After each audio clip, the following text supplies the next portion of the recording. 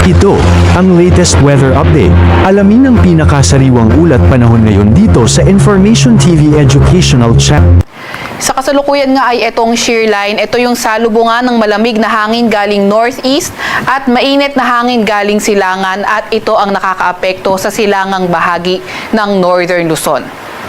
ITCZ naman o Intertropical Convergence Zone, salubungan ng hangin galing Northern at Southern Hemisphere. Sa kasalukuyan, ito ay nakakaapekto sa Southern Mindanao at Amihan o Northeast Monsoon naman nakakaapekto ngayon sa extreme Northern Luzon. Asahan nga natin yung Amihan na magdadala ng maulap na papawirin na may mga ulan sa Batanes, Cagayan, Isabela at Apayao. Samantalang shear line naman, magdadala ng maulap na papawirin, mga kalat-kalat na pag-ulan at pulo-pulong mga thunderstorm sa Aurora, pati na rin sa May Quezon. Samantalang Intertropical Convergence Zone o ITCZ, magdadala ng maulap na papawirin, mga kalat-kalat na pag-ulan, pagkidlat at pagkulog sa Zamboanga Peninsula, Sarangani, Sultan Kudarat, Basilan, Sulu at Tawi-Tawi.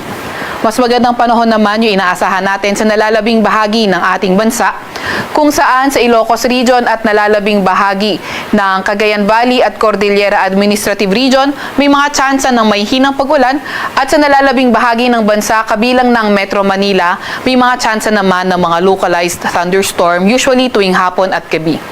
Yung ating mga kasamahan sa Regional Services Division patuloy na maglalabas ng mga thunderstorm advisory, rainfall advisory o hindi kaya heavy rainfall warning kung kinakailangan. Sa kasalukuyan naman ay wala tayong namomonitor low pressure area or bagyo sa loob or malapit sa ating Philippine Area of Responsibility.